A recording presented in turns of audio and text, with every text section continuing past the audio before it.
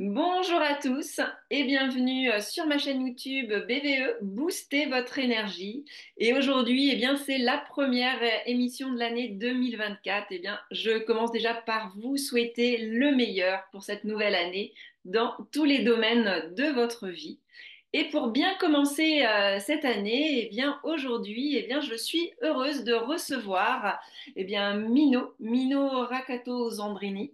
Je suis heureuse que tu sois avec nous aujourd'hui pour commencer cette nouvelle année. Bienvenue à toi.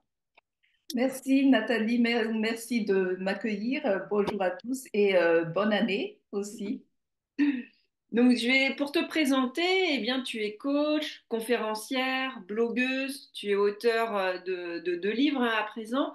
Et justement, aujourd'hui, on va parler de ton nouveau livre qui est sorti en novembre 2023.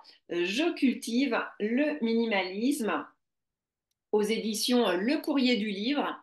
Alors, moins d'objets inutiles, moins de relations toxiques, moins d'informations et plus de joie au quotidien.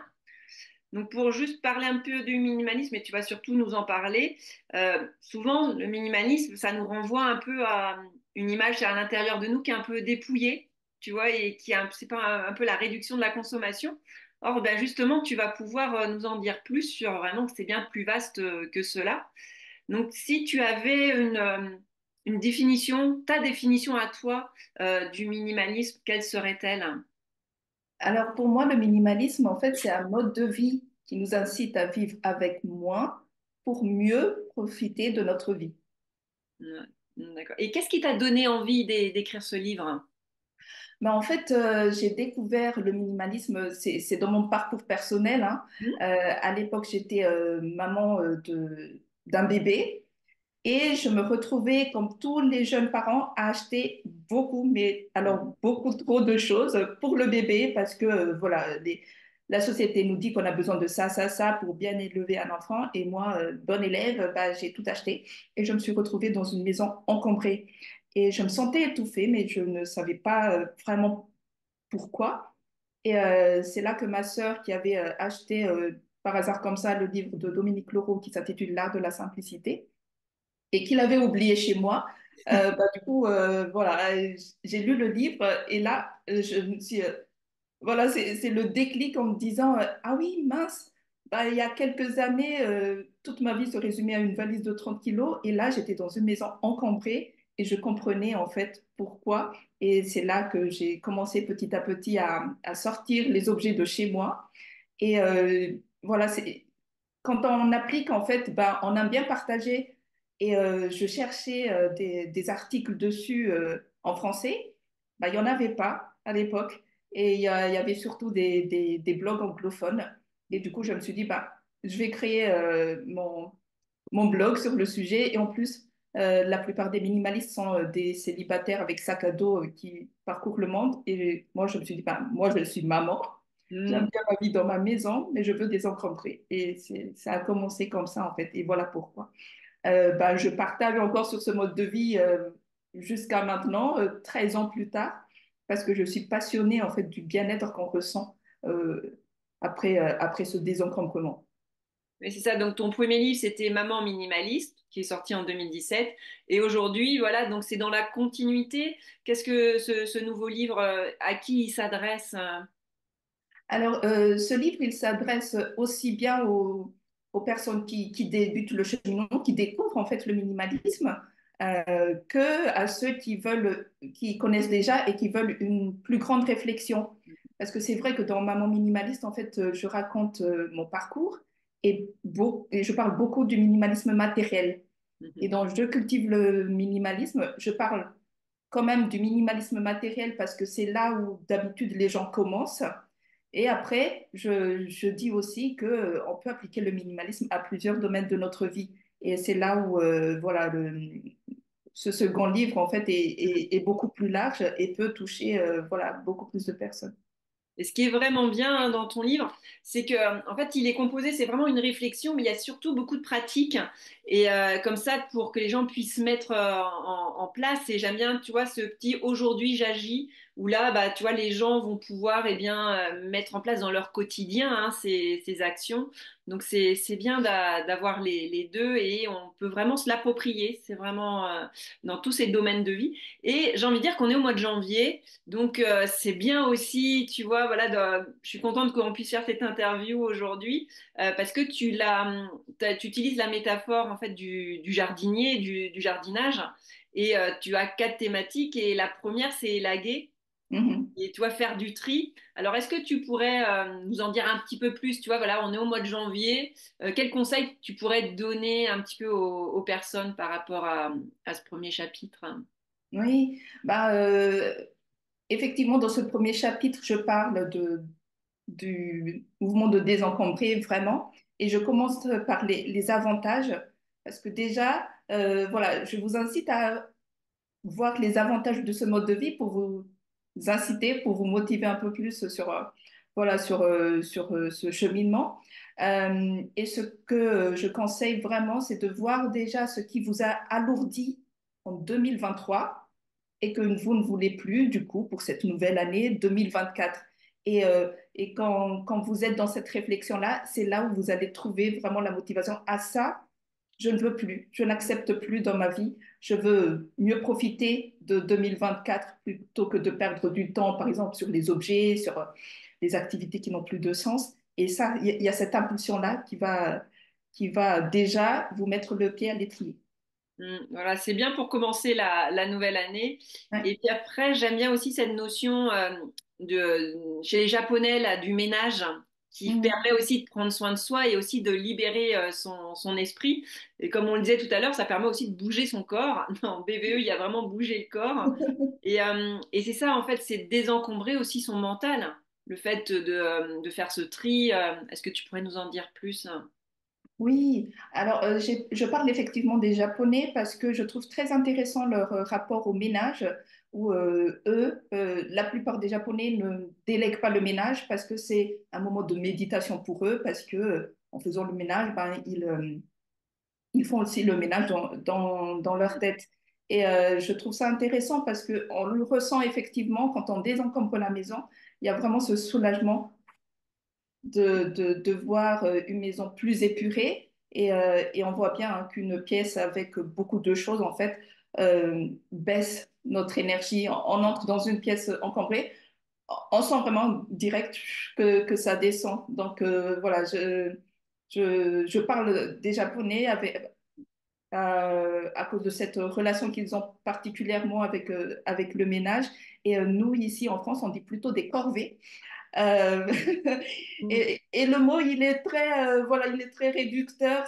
Voilà, c'est quelque chose qu'on n'a pas envie de faire. Et pourtant, c'est quelque chose qui pourrait nous aider à alléger notre mental et à mettre de l'ordre dans notre vie. Donc maintenant, vous n'allez plus faire le ménage de la même façon. Pensez vraiment aux Japonais. Et effectivement, à chaque fois qu'on demande à quelqu'un, quand la personne, voilà, elle a fait du tri ou elle a fait du rangement, eh bien, elle se sent mieux, elle sent l'esprit qui est libéré. Donc c'est vraiment une bonne technique. Et c'est vrai que des fois, on préfère parfois déléguer, mais c'est une sorte de méditation, comme tu dis. Et après, on se sent vraiment mieux. Et je sais que aussi dans les papiers administratifs aussi, tu donnes aussi des astuces. Oui, parce que pour moi, les papiers administratifs, c'était vraiment le pire des catégories. Mhm. J'avais gardé trop de papiers à l'époque. Et voilà, je dirais que sur les papiers, commencez. Et il y a, si vous êtes en France, du coup, bah, il y a le site du gouvernement qui liste les papiers à conserver avec les délais.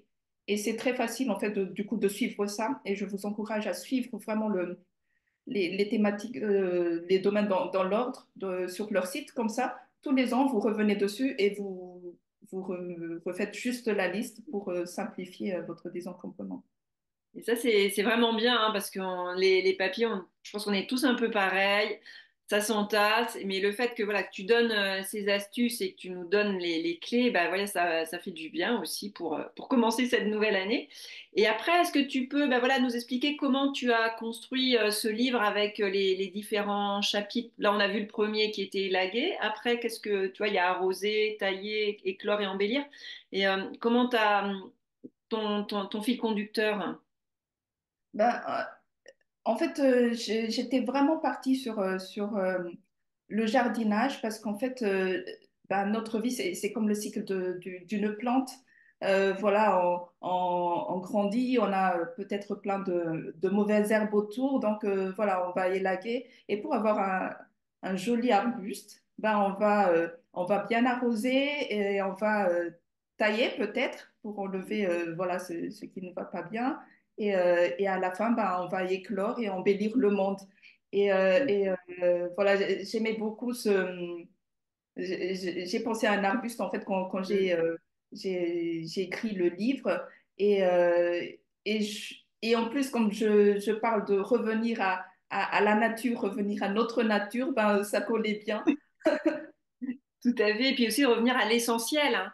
Grâce à ça, c'est vraiment aussi un mot-clé que j'ai pu retenir. C'est vrai que des fois, on peut s'éparpiller, on va et on perd du temps et de l'énergie. Et là, à chaque fois, c'est de revenir à l'essentiel grâce à ce minimalisme.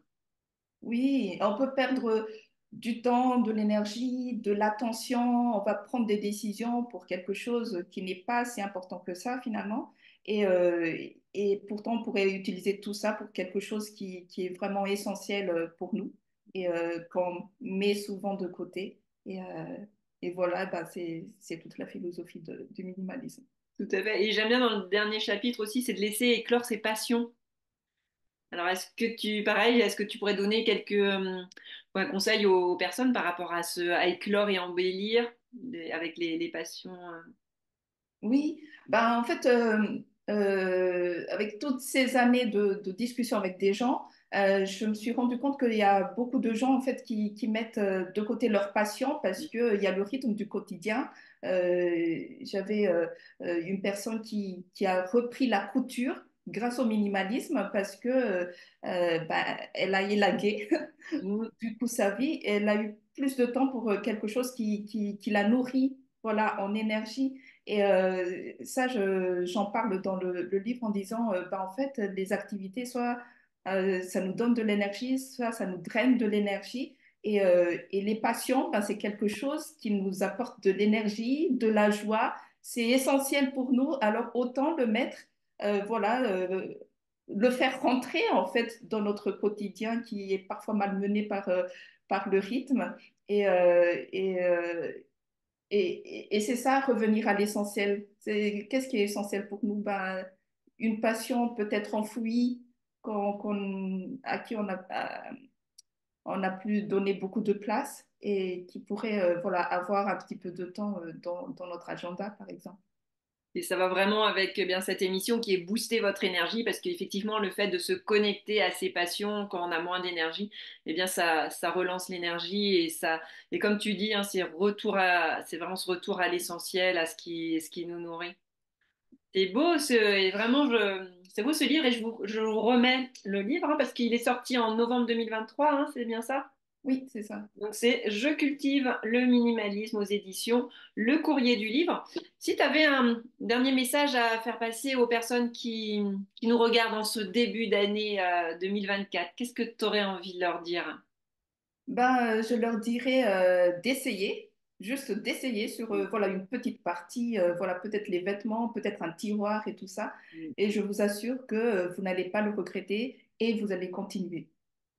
C'est vrai. Et grâce à ce livre, hein, moi, c'est vrai que bah, en début d'année, là, j'ai aussi commencé à faire du tri et j'ai pensé à toi. Et ça fait vraiment du bien tu vois, juste de trier les vêtements. Parce que souvent dans la penderie, voilà, après, on n'arrive même plus à choisir parce il y en a beaucoup et on va pas à l'essentiel. Et donc là, bah voilà, ça peut être un tiroir, vos vêtements et de vous dire, bah voilà, d'aller vraiment, qu'est-ce que j'ai vraiment envie de mettre et vous allez voir, ça fait du bien. Et puis après, c'est plus facile. Pour trouver ces vêtements aussi.